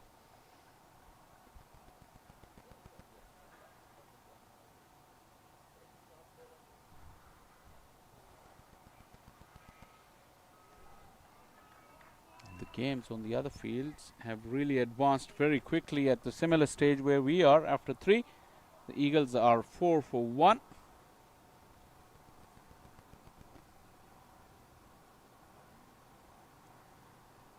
Sampami in the 5th over, 37 for 2. Atlanta Fire in the 4th over, 40 for 2. So both those teams just needing on or around between 30 and 40 runs for victory. So accelerating indeed, as we see the groundsmen doing a lot of hard work on all of the different fields at the Paramveers Sports Complex. Really a lovely venue we have here. Lots of cricket and fields on display, and the maintenance of these fields is certainly no light task. Yeah, absolutely. It's a lot of hard work and continuous hard work. It never stops. And there we see, even while the games are in progress, work doesn't stop. You have to ensure that everything is secured and ready for play. Abhimani to continue. It's short, but it's not coming on off the pitch, so it's hard for the batters to time it. This has been a good start. So if you add a couple of wickets to it now, it will really put the Eagles under pressure. Rasmus, 5 deliveries for his 2. No pace for the batters to work. Abhimani's lines have been good after the initial couple of deliveries. Seen at least 4 to 5 Shots going straight to that fielder at short cover. It's been smashed down the ground. It will just have enough legs. Yes, despite the spearing dive from the fielder. Finally, Erasmus breaks the shackles. The danger of over pitching. That delivery was a bit too full and allowing Erasmus to confidently play that straight behind the bowler. And what was good about the shot is that he played it along the ground. Didn't really get any elevation to give any catching opportunities and got just reward for that boundary in the end. If you see the pattern of deliveries, although Erasmus couldn't get runs of the previous two deliveries, the first two deliveries, they were slightly shorter and he went on to the back foot. And Abhimane felt the need to pitch it further up to drag him out. And in doing so, he gave away the opportunity. And now with long off back, he's pinched a single. But that's what we were discussing earlier about how you progress in your innings in these conditions.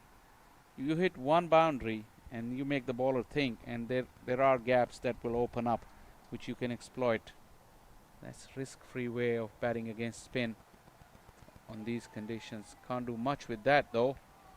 Really zipped off the surface from a very good length. Length was the key. Yeah, that's one of the ideal lengths for a leg spinner to a right-handed batsman, especially with the amount of turn on offer.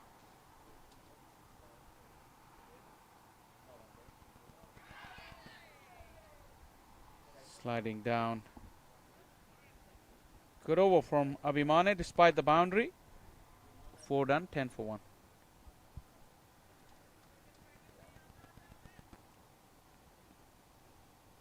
So look at one of the cameramen. And a lot of hard work out there as well. Sun is certainly beating down here at the Parent View Sports Complex. In the shade it's very, very comfortable. We feel the breeze as well.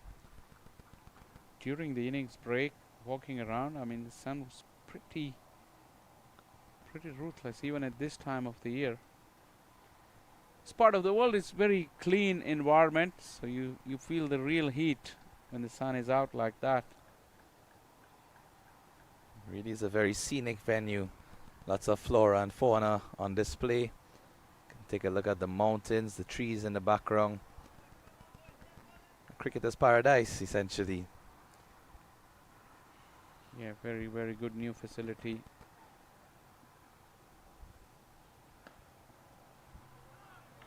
Excellent. Great effort. Absolutely wonderful effort in the field.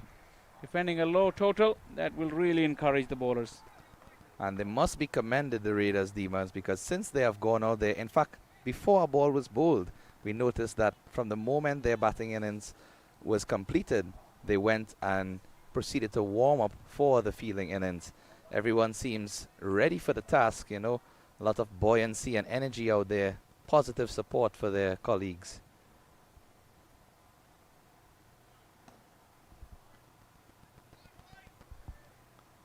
This time a slight fumble. It's Ansh again who was responsible for that brilliant stop as well. Just let one go through his hands. Concede a run. Yeah, it was driven straight to him, but hit with some power and probably just hit him at an awkward angle. You know, sometimes in cricket, same fielder can make a brilliant stop and then have a mistake, but no real fault of his own on some occasions. This happens to be nature of the game. To see the energy as well from this young side, the Raiders. Plenty of encouragement for each other as well.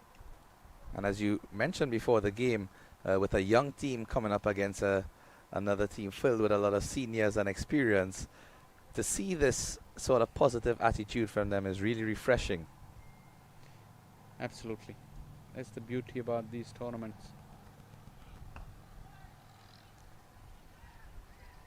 Misunderstanding, direct hit, he was gone for all money. It was Gomel's call and Erasmus responded, and then he was left stranded by the skipper. Miscommunication in the middle, almost leading to a run out. And you were absolutely right. Direct hit and he was gone. Walking back to the bleachers. Another look how Gomel started to run, and Erasmus trusted his call. Have a look. Gomel played. He's off, but then he sent Erasmus back. Literally sold him down the river. Lucky escape.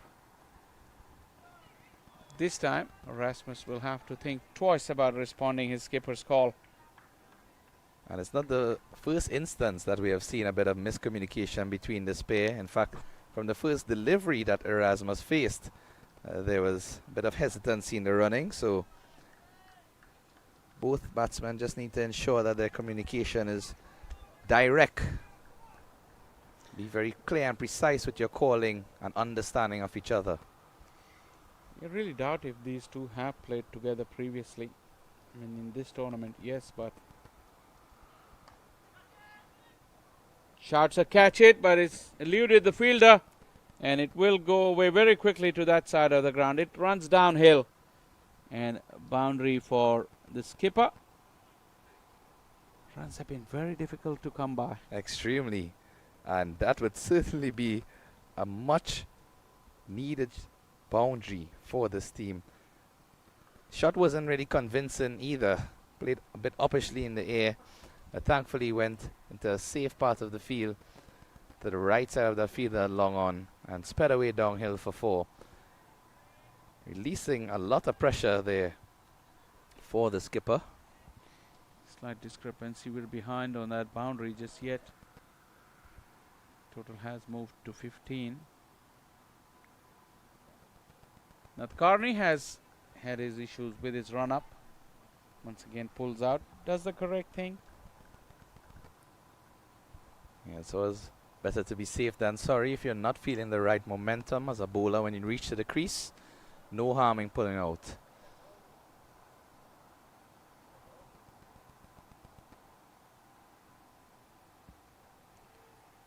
Into the pitch, a fumble from the wicketkeeper will allow them an extra run. That will signal the end of the over, and it's 16 for 1 after 5, the Eagles.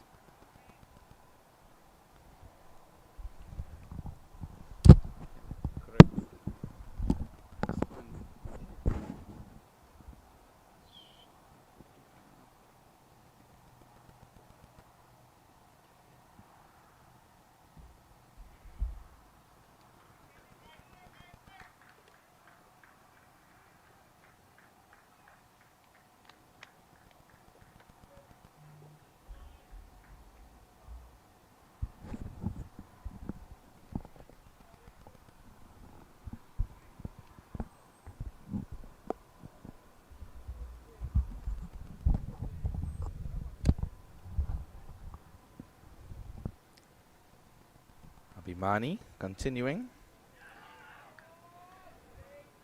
The good delivery. Very, very good delivery. So it appears that both of the opening bowlers can be bowling 3 bowlers each at minimum. Yet to see if the other opening bowler will finish his spell.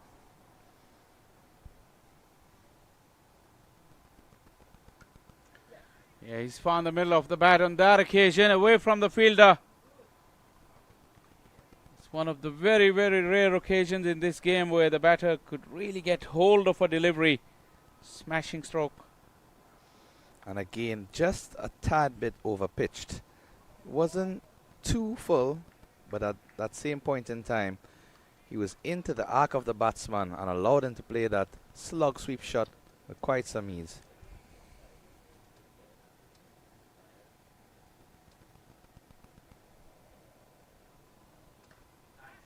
This has gone up and over. And way, way over. Couple of big blows will really ease the nerves for the Eagles. Well, they say when it's nice, you can do it twice. And again, he tried to play a similar shot to that slug sweep. In fact, this one was just a bit straighter and more towards that long on region, just wide of him. But massive 6 indeed. Ball traveling across to the other fields And has now been returned. Umpire just given a check to ensure that everything is all right. And just goes to show you the nature of T20. Within 2 deliveries, a 4 and a 6, Akarshit has gone up to 17 from 21. Now all of a sudden you feel it becomes easier for the batters. The bowlers get a bit tense, the batters feel better and put away a delivery. Just rotate the strike, nothing special, but still keep the scoreboard moving.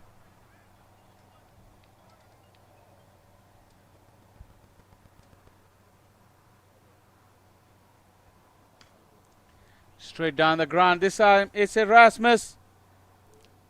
Waited for it very, very nicely and picked his spot right behind the bowler's arm, straight into the side screen.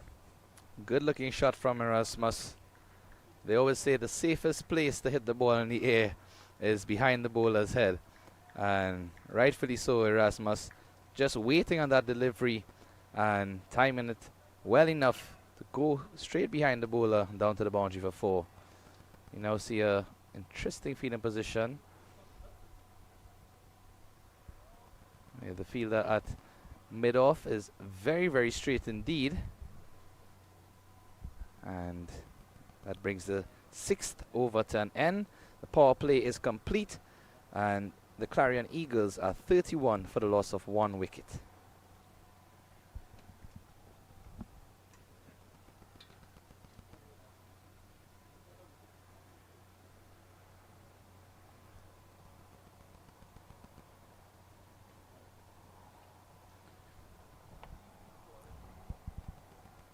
At the halfway stage, we would have thought that we'll be in for some one-sided games. There may be some quick finishes, but one-sided, have a rethink about it. St. Louis American, who made 86, have got Samparmi down to 61 for 4 in 8 overs. Samparmi still favorites to win that, but still has some casualties along the way. Atlanta Fire even worse, chasing 72, a 48 for 5 inside 5.4 overs, but 5 top players are out, so they still got work to do. And even here, Clarion Eagles have been made to work really, really hard for those 64 that they need. The one positive thing that I have taken from the Clarion Eagles approach thus far is that they have not given away their wickets, and they have not looked to play any loose or rash shots. They have been patient and awaited the run scoring opportunities. And like you see in the last 8 to 10 deliveries, when you go through that phase, you go through the spells from the main bowlers, it tends to become easier, or it looks that way. I'm pretty sure in the middle it's not easy, but it tends to look a lot easier, like we have seen now last 8-9 deliveries. Scoreboard has started to tick along, couple of big boundaries in between.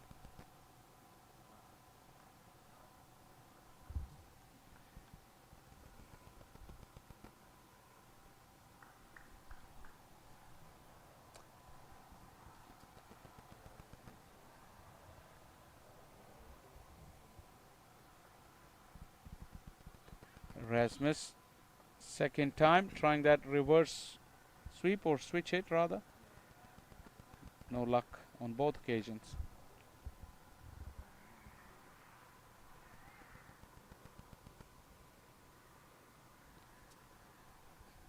Dave Giovanni, new bowler. He's knocked it into the gap. Erasmus making skipper go well to run fast, and they come back for the second run quite comfortably in the end. The young off spinner, just a bit inconsistent with his lengths thus far. Of course, bowling to 2 right-handed batsmen, and with the amount of turn on offer, that's to ensure not to be too straight when he pitches. Allow them to play comfortably on the leg side. See the reverse being pulled out, and just a single, but good use of innovation from Erasmus. Yeah, interesting scenarios developing here as we watch Erasmus. Just change of the grip on the handle. You can see. So the couple of games that we're watching here, and field 2 and field 3, the Atlanta Fire and Samparmi, They're in the same group. Atlanta Fire set to achieve a victory, and so is Samparmi, and they will both end up with 2 victories apiece. And their game tomorrow will decide who will finish on the top of that group. The format allows for the top 2 teams across the 3 groups to qualify directly for the semi-finals. So that's a big clash coming up tomorrow. Atlanta Fire and Samparmi, if they get over the line, they will be vying for that top spot in Group A. We watch over number 7 has come to an end, 36 for 1. 28 needed from 13 overs. And we have a very majestic view of the mountains and the hillsides. Really is a lovely area in the state of Georgia. So refreshing to see cricket being played all over the globe, and just to see the involvement and the excitement, passion and purpose of all of these players involved, from young to old, only augurs well for the development of cricket in this country as well as across. Due to franchise cricket, as you said, these players have opportunities to go anywhere they wish and show their skills, hone them, and be able to perfect so that they can represent their country at the highest level and perform to the best of their abilities. You're absolutely right. It's a beautiful part of the world, plenty of greenery, plenty of nature around. We've seen top-class cricketers from all around the world participating in this Atlanta Open. Talked about the scenarios in Group A and Group C, where Clarion Eagles are playing their second game, so are Raiders Demons, but Kingsman X is the fancied side in this group. They're well clear with 4 points at the moment, and their clash tomorrow with Clarion Eagles will decide the group winner to go into that race to finish top 2 overall in 3 groups, as Rasmus is now pretty comfortable in the middle, having taken his time, inching closer to that target. So a couple of huge games tomorrow. And as far as the Group B is concerned, 2 fancied sides over there are Knight Riders and Kingsmen, and they will be playing tomorrow. So the way the fixtures have been organized, it really makes for 3 top-class contests tomorrow to see which teams will be able to be finishing top 2 out of the 6, and the remaining 4 will go into playoffs in the race for the qualification for the semi-finals. And tomorrow is going to be a very interesting round of matches. Everyone will come out with their A game and try and reclaim those top spots, ensure their qualification through to the next stage. That's been dispatched.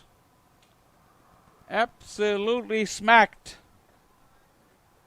And now the Clarion Eagles are motoring along to that target. I would say that was a very easy delivery to be hit over the boundary ropes. But then again, given the nature of the pitch, nothing comes easy. So kudos to the batsman as well. He waited on that ball and didn't play the shot too early as to miscue it.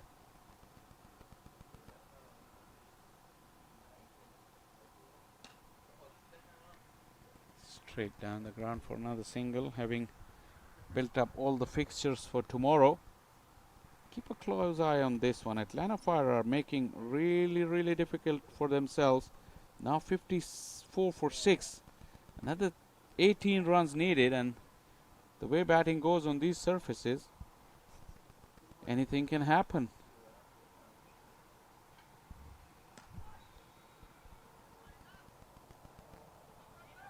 Straight down the ground, looking for 2, but it's not there. Good work from the fielder coming off the long on boundary. Gets the return in quickly and restricts the batsman just to 1. And as you say, everyone from looking at the totals in the first innings would have expected the teams chasing to get there comfortably in the end, but losing key wickets at crucial stages suddenly placed them on the back foot, Atlanta Fire. It's been nicely played. The flick of the wrist will make him find the gap. Two fielders were there, but it split them perfectly. And now 50 has been brought up. Really intelligent batting there from Akarashit. That delivery straight onto his pads, and a lofted flick played, as you can see from the replay. It went in the gap between the two fielders on the leg side. So smart placement indeed. Takes him up to 32 from 28. Score 50 for the loss of 1 after 8. Just 14 needed from 12 overs. And one would assume that the Clarion Eagles should make it easy pickings from here to reach to that final total. Yeah, for all the three games when the run chases began, this one was a really tight contest. And all the teams on the other games, they got off to a flyer. Now it's completely reversed. And this is where you made a point earlier on. It was key the way they kept wickets in hand. And now it seems pretty easy as opposed to other teams going hard from the beginning and kept losing wickets. Especially in the case of Atlanta Fire. They must really be sweating.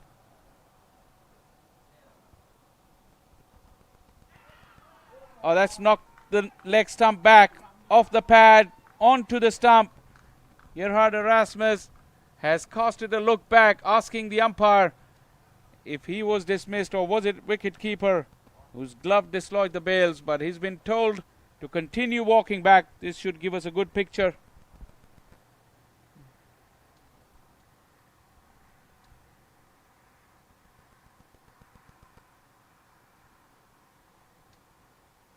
Yep, no doubt about that. Excellent work from our production team. Gerard Erasmus will have no complaints when he sees this replay and even this one. 50 for 2 Clarion Eagles. Again, the amount of spin being a very important factor in this pitch and across the pitches in the different groups. That delivery starting just outside the off stump and turning so much that it clipped the leg stump. Erasmus, in fact, tried to play a sort of paddle scoop down the leg side. I think he might have been better advised just either going with a conventional sweep shot, knowing that the amount of turn would have been on offer, but unfortunately he has to go and break through for the Raiders Demons. They'd hope that it wouldn't be too little too late at this stage with just 14 needed. But as you were mentioning before, in terms of the approach, the other team started off very aggressive in the two other matches with their run chase and then lost quick wickets. Must say commendations to the skipper for the Clarion Eagles, Akarashit, because he started off very slowly. In fact, I think he had 1 run from about 9 deliveries, and he was just taking his time to get into the crease. Now he has 32 from 28 and seems to be comfortable to lead his team home.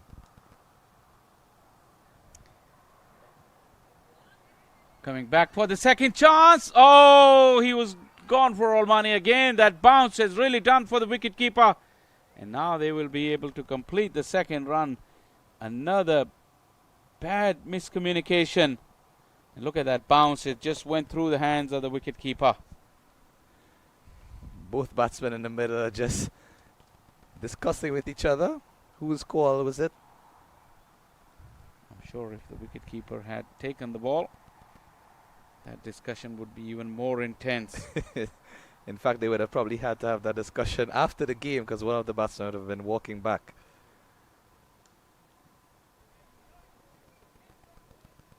Yeah, Karshid hasn't been very, very convincing with his running between the wickets. Saf Badr, the new man in, he's very, very fast between the wickets.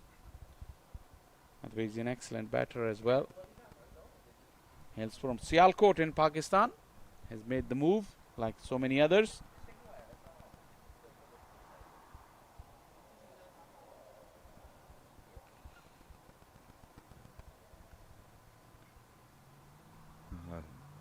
Nicely played, just opening the face and running it down to that short third area for a single.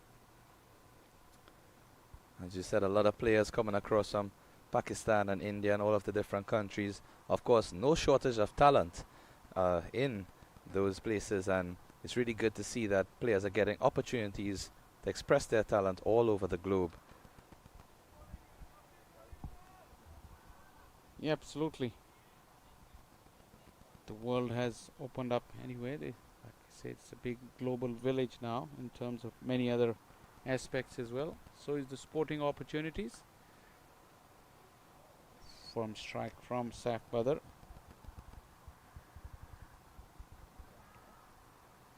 9 overs completed. 54 for the loss of 2.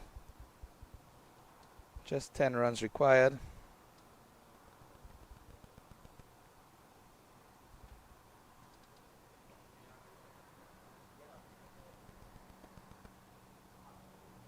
They see a look at the car park. Lots of fans and supporters in attendance. Great to see that. Absolute chock-a-block, right? Yeah, great to see the encouragement for cricket out here. The Atlanta Open T20. Encourage all of those who are listening on and able to come down to the Paramveer Sports Complex. Please feel free to do so. Lots of enjoyable cricket on display. Not your usual crash and bang of T20 cricket, but sometimes these low-scoring games are the most exciting. And when the matchups get really, really tight between the teams, you'll see close finishes. That is guaranteed. Kershit will look to come back for the second.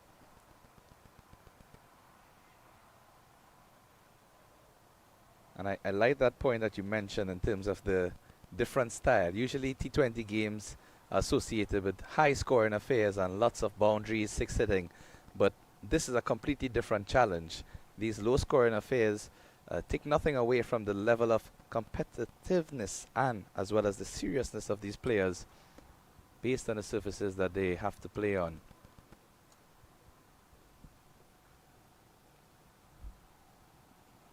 Yeah, all the games in all the 3 fields are coming to a conclusion pretty much at the same time, it may seem, because here we need another 7 runs. Atlanta Fire against the Smashers. They're just 5 runs away. And also Samparmi, I think, will get over the line if they haven't already. Yes, they have. 5 wickets they lost along the way into the 13th over. They got over the line against St. Louis American. So they would claim 4 points in this Group A, where Atlanta Fire is vying to top that group.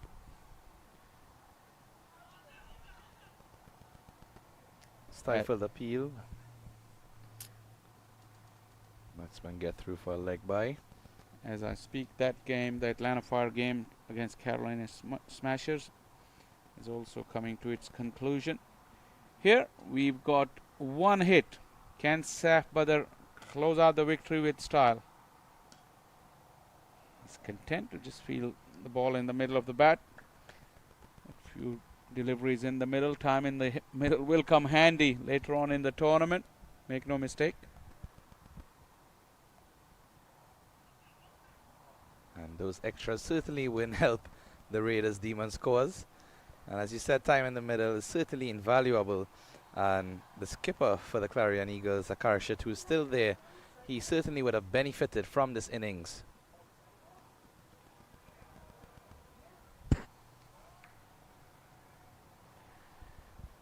Ten overs completed, 60 for 2 at the halfway stage. Just 4 runs required.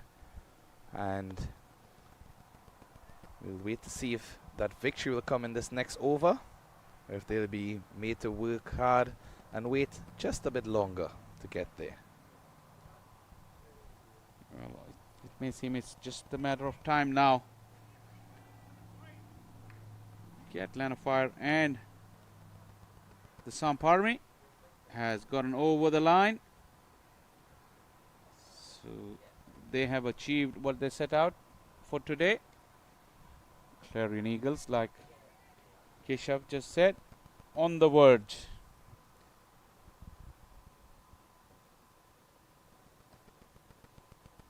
Akarshit is determined to just see through himself. It's a really good knock considering the conditions and the kind of start he had. It was very slow. They really had to struggle hard. But look at that strike rate. Still better than run a ball. Yeah, he really came into the innings after those Lusty blowers in 1 over. And speaking of lusty blowers, that's it. A lovely shot in the air, lofted drive, runs to the boundary for 4, and that's victory for the Clarion Eagles. They get there in style, fly to delivery, and blast it through that offside region. What a way to bring it up, and comfortably in the end, the Clarion Eagles win by 8 wickets. Saf Badr with the winning runs, and Clarion Eagles has really, after the initial difficulties of getting the innings going, they really took charge. Skipper Akarshit was there till the end. Gerhard Erasmus also played a good hand, and Saf Badr made sure towards the end there were no major hiccups, and they will celebrate the victory coming into the final day of the group stages tomorrow. Plenty to play for, in fact all to play for, and Clarion Eagles, don't be surprised if they're in the mix at the end, because they've got a very strong side and they will really enjoy this victory after a very clinical display with the ball and very, very disciplined effort with the bat as well. With that, thanking Keshav along, who's a great company in the combox alongside me. We'll call it a day for action here at Field 1 for today. There's plenty more coming in terms of presentations and post-match interviews for the players who dominated today's play. That will be coming your way pretty shortly. I thank you very much for your company, and we look forward to seeing you on the other side of this short break.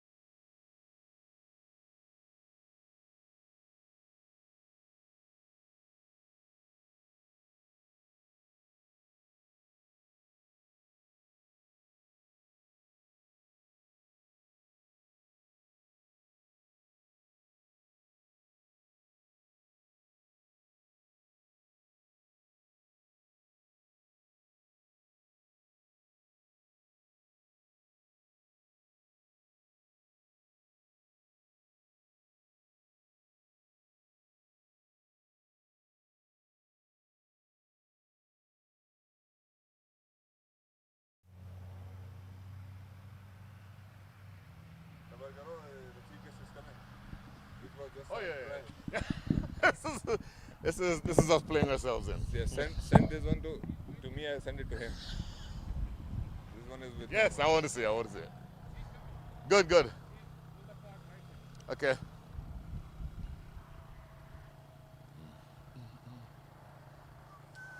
How much is the USD?